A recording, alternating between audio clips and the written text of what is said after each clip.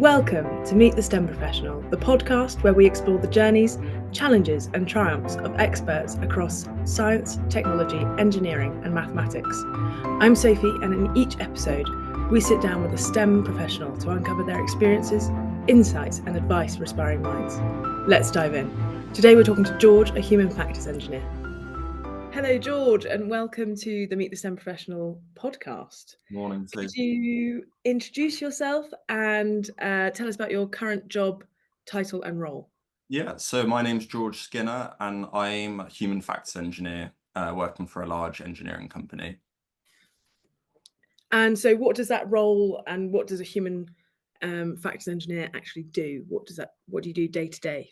Yeah, so my job role is to make sure that the user, so any people working with systems or in spaces, are actually able to complete the tasks that they're meant to be doing. Specifically, they might be under quite a lot of time pressure, or they're very safety orientated, working with dangerous materials, is making sure that they're safe and able to complete their job as efficiently, effectively, and as safely as possible. So my day-to-day changes quite a lot. Some days it can be spent on a computer, and then other days I can be out on site looking at something at different places all over. So, do you involve a lot of ergonomics and anthropometrics into your work? Yeah, so it's all based around ergonomics and anthropometrics, really. So we have different user groups, different percentiles of people, so different kind of statures, different shoulder widths or breadths, all sorts, really. So it's largely based around the study of ergonomics, but I didn't actually study ergonomics to get towards this job. Oh, fantastic! What did you study? So I did at school, so during kind of 17, 18, when we do our A levels, I did maths, physics, biology, and design and technology. And then at university, I did a undergraduate kind of bachelor's degree in human biology. And then I did a master's after that in exercise physiology. So biology and human related, really. That's amazing. So, why did you decide to choose those subjects going through A level and through to university? Yeah, so at the kind of A level stage, I started just to pick subjects that A, I enjoyed, and B, I felt like I was good at. And then when it came to picking kind of my bachelor's degree, it was definitely around what I found interesting and wanted to actually study. So obviously, my bachelor's was 3 years. Um, you want to be interested in what you're studying, and biology for me, all the way through school, was my favorite subject. So I just followed that, and then through my whilst I was doing my human biology degree, I kind of realized that it was the sports side and the human performance side that really interested me, which is why I then did a master's in exercise physiology, or like sports science kind of. So, how did you kind of use your education to prepare for being a human factors engineer? So, what skills and what things did you learn from your A levels and your degrees that now you're using it every day? So we learned a lot about A, kind of your physical biology, but B, also psychology. And in these kind of safety orientated situations that I'm dealing with now, it's as much down to psychology as it is your physical human anatomy. Yeah. Um, because they can be very stressful situations, and you can't ignore how somebody feels, and only look at their physical biology.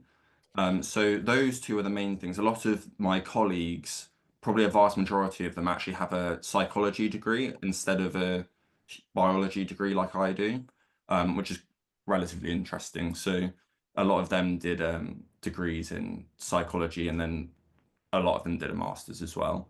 But it's as much the psychology as it is the human biology.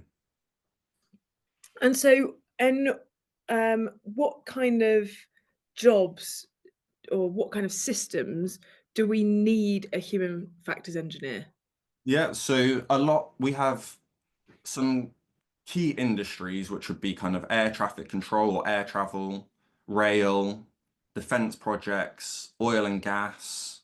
that kind of thing. They're kind of on, and nuclear energy as well, because obviously there's a lot of they're all industries where there's a lot of safety critical components with humans involved. So you've got a lot of humans interacting with systems, computer Yeah. systems, physical systems, and making sure humans are humans. They are always going to make mistakes. You'll never have a human that doesn't make mistakes.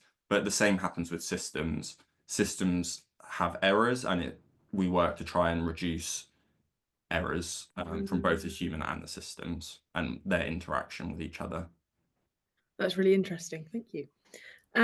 So was there a particular moment through your uh, schooling and university that you decided that's kind of the direction I want to go in, and that's a passion for me?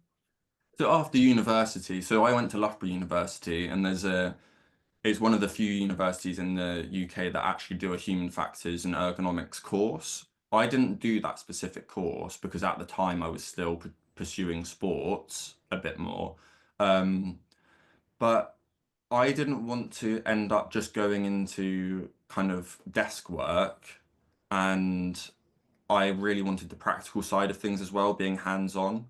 And with my current job, it's a really nice mix of, yes, there is desk work involved, as there are with a lot of jobs, or office work, but a lot of my work is also spent taught like with people, looking at their job, what they do, and how to help them do their job as best as they can. So we get to look at all sorts of different things across those different industries. So you get a really wide set of experiences, and week on week, month on month is completely different. So it's very interesting, and you work with a lot of interesting people doing different things. Variety is the spice of life, as they say. Exactly. So that's really nice that it's really varied and you get to do lots of different things. With that, is there an opportunity to travel? Could you go around the globe with this kind of job and actually you work with the systems and the people all around the globe? Yeah, absolutely. It's definitely spreading far and wide now.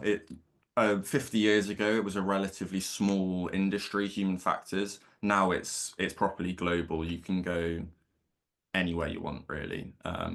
Those industries that I mentioned are always looking for human factors people, and those industries exist in a lot of countries, if not nearly all of them. So you can take it as far as you want, really. Fantastic. So just to backtrack a little bit, and where you said you were focusing on sports, what sports were you particularly interested in and why were you interested in them? Yeah, so through university, I was a cyclist. So Loughborough is well known for its sport, and which was part of my decision to go there. But I was a keen cyclist for nearly a decade, with 4 or 5 years spent at Loughborough, um, which probably is what pushed me, or not pushed me, but led me towards my master's in exercise physiology as well, because it was whilst I was learning and applying what I was learning at the same time, and I was having that kind of first-hand experience of it. Um, so that was a really nice blend, and it's given me quite a lot of practical experience of what I've actually learned, which sometimes people don't get. So you got to be your own guinea pig and kind of try out everything they were teaching you Yeah, in your absolutely. I definitely did some studies for PhD students, etc. Um, some were really nice, some were really horrible, but they were all good experiences, and kind That's of brilliant. things that you wouldn't have access to outside of university. Yeah. All really new cutting edge techniques on how to get fitter, faster, stronger. Um, So you've always kind of enjoyed the research side of stuff. So I guess that also kind of applies to your human factors engineering, where you're kind of trial and error to see whether things should be placed in certain areas or whether actually no, that needs to go over there because that hasn't worked. And so I guess those two things kind of blend quite nicely. yeah, they blend really nicely in human factors, and you can.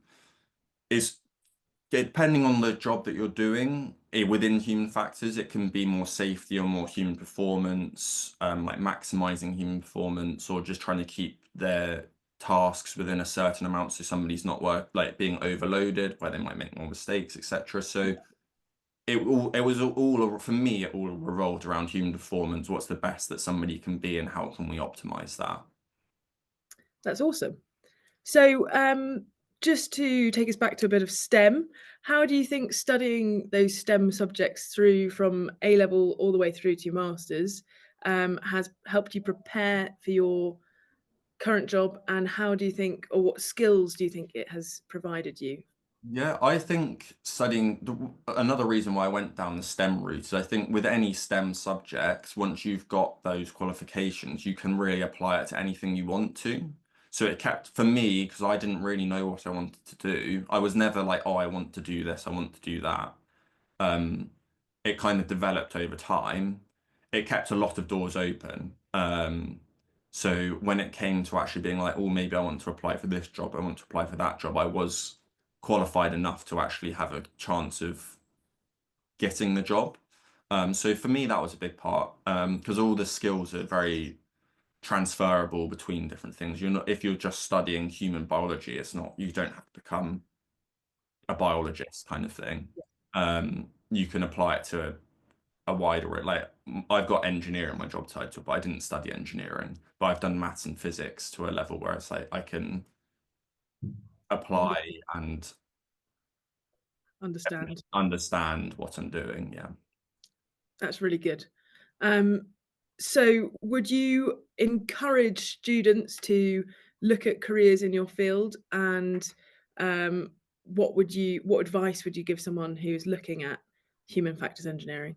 Yeah, I would definitely encourage it at the moment, especially in the last 5 years and probably in the next 10, 20 years. It's a rapidly expanding field. As we get more and more automation and artificial intelligence, it starts, it's now coming round where companies are going, oh, yes, it's automated, but there still has to be a human somewhere. Yeah, So the field itself is developing really rapidly. Like I've been working on an AI project recently, which you would never think you need to because it's all computer based, but it's not. There's always a human involved somewhere. Um, and I think advice would just be to take any opportunity that's open to you, jump through any door and just see what's out there. All experiences are good experiences, so anything you can talk about with people is going to be a positive. fantastic. And that actually brings us to the end of today's episode. So, thank you very much, George, for your valuable time and your insights. That brings us to the end of the episode of Meet the STEM Professional. We hope you found inspirational and valuable insights from our guest today. Stay curious, keep exploring, and we'll see you next time. Thank you.